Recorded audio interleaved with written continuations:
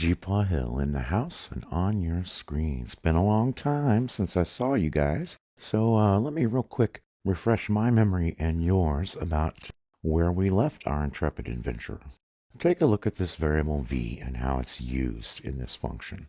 v.fieldName, v.context, v.append prefix, and so on. Okay, that's fine. Now look at this next function. I'm going to highlight the V, and again we see field name, expression. There's also some duplication in here with these last three values. So these two functions seem like it would be so nice for us to just roll right in and collapse those into a single function with some sort of parameter.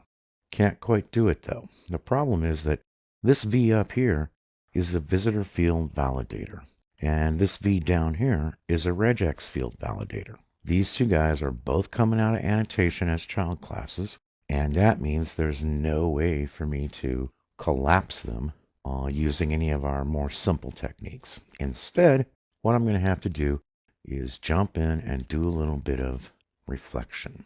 So, what I'm going to show you right now is something we call a spike. A spike is really just messing around with code. Why do we give it a fancy name then if that's all it really is? Well, the reason we do that is because we want to highlight the one and only rule of working in a spike. And that is a spike can never become committed code. So there's no rules except there's one rule. I can't use this code. But that's okay. What I want to do with this code is really answer myself a question. That question, basic answer is this. Can I do something that would allow me, instead of having two different types of variable, to have these first two lines be a single type of variable? Let's take a look. As usual, the extent of my laziness defies ready description. So what I'm going to do is jump right in and start messing with this code, kind of like this. An annotation getter A, or V rather, is equal to a new annotation getter of A, where A is the guy that we've put through. Now, naturally, as soon as I do this, I'm going to wind up having to do something about annotation getter. I could let the computer do that, but if it does, he's going to put it in another file. And I want this guy to just be there right next to where I'm working so I can see what's going on with it. Okay, now we're getting different kinds of complaints here. Notice the whole screen has lit up with problems. That's okay, these are very easy problems to solve. 1. Create a constructor that does what we want. I'm going to want its name to be annotation. I'll delete the line. What I'm going to do is, again, Control 1, assign the parameter to a new field. I'm going to leave that alone. Now I get field name. He says, hey, I can make you one of those. Sure enough, he can. Now, this type is wrong, should be string. I'm just going to fill out the rest of these so that annotation getter's got everything. Hang on just a second.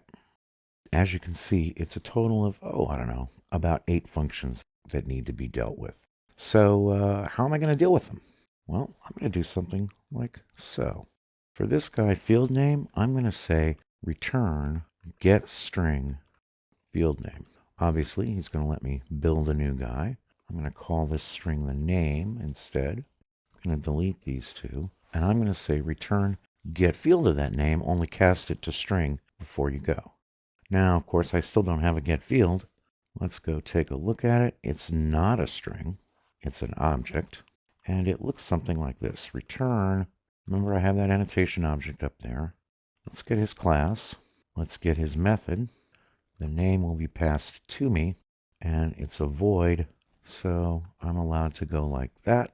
And invoke on the annotation object itself. Everything's okay here, but I do have some try-catch action. Okay. Now, I don't actually distinguish between any of these things in terms of what could possibly go wrong. So I'm going to do this. I'm going to say exception. Now, your mother may have taught you not to swallow exceptions like this, but in this particular case, believe it or not, that's the right thing to do. So there we are. All right, now let me show you something, by the way. Obviously, I'm not plugged in yet, so I want to make sure you see that I actually do have tests that cover this code. Okay, these are Jeff Griggs microtests that he wrote for us, and they do a wonderful job here of pointing out the fact that all of these guys aren't implemented yet. So let's go implement them. Okay, I have fleshed out the rest of these functions. You can see that I had to add a get boolean in addition to my get string, and just filled them out. Pretty simple work so far. So now the exciting question is, we saw this just a minute ago. We saw that my tests were running red because I hadn't implemented those things. Now you can see that they're running green. What's the next stage of the challenge? I'm going to take this. Remember, I'm trying to get two of these functions. It doesn't even matter which two. I'm trying to get two of them to use the annotation getter instead of the specific annotation. Notice this is kind of cool. Even though there's a gazillion V's in here, the only one it's whining about is this one down here in the expression. And of course, it's whining because there is no expression method up here. So when I paste it in, dead easy. Now the moment of truth. If I've done a reasonable job of figuring this out, I should be able to stay green. Sure enough, ship it. That's what I'm talking about. Now, of course, what I want to do is, now that I have this thing all ready and working, copy it and paste it and put it here and twist it there. But guess what? I can't. The rule that says you cannot turn a spike into committed code is the price you pay for being able to just mess around like this, test one of your ideas out, and find out how to go from there.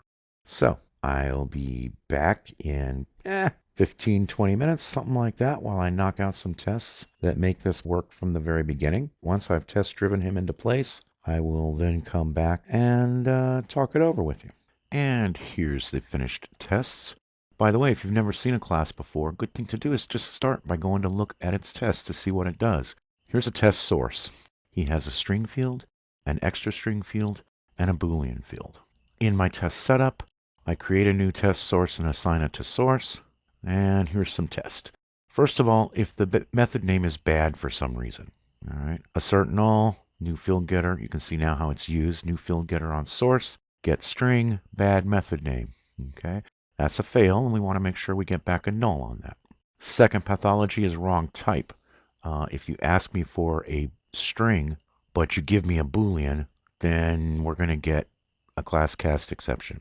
Now, I may have to talk this over with my team. It could be that the right thing to do here, instead of throwing, would be to catch this case in advance and just return null. But I'm going to let it stand for the way it is for right now. Then there's actually getting a successful string. You notice that I actually assert twice that this works, and you may wonder, why are you doing that? And the reason is because I used this test originally, but the simplest thing that could possibly work was to return the hardwired string. So I needed the second test to force a triangulation, or what Josh Karyevsky calls the pattern of break it to make it. And finally, the Boolean simply tests that we have a Boolean. So this is a pretty small chunk of code here. It's not, there might be other tests I may need to write at a later date. For now, it does seem to be doing the trick for me. If you want to see the source, it's again also very straightforward. It initializes off some object. It has a get field. Then it has cast to string and cast to Boolean. And that's all this guy has in it right now. May change our mind about that later on. But for now, we have him. So let's use him somewhere.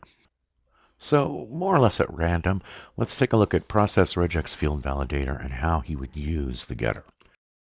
It starts by establishing a getter and wrapping it around the annotation in question. Now I need to replace something in here that's interesting. How about this? Instead of the field name v.fieldName, what if I say getter.getString of field name? Now, when I've set that up like that, that's just one usage. Quick, let's find out, did it make the grade? There you go. We did, in fact, get green all the way when we substituted for one call to v.fieldName getter.getString. I can take that line and repeat it for every instance of v.fieldName, which there's 3 of them in here, and things are still going to run okay. Again, the little green check mark says everything worked just fine. So we're out of time today, and even as I see that, I can hear my little granddaughter saying, but GeePaw, you told us to never willfully put in horrible duplication like this call to get string field name right next to another getString field name and yet another getString field name. Oh, child, it's going to be okay. I'm not done refactoring. I'm just done with recording for the day. Next time out, and I'll deal with these calls to getString and a whole lot more trash in a whole lot more functions. GeePawHill, peace, out, and remember kids, drive safe.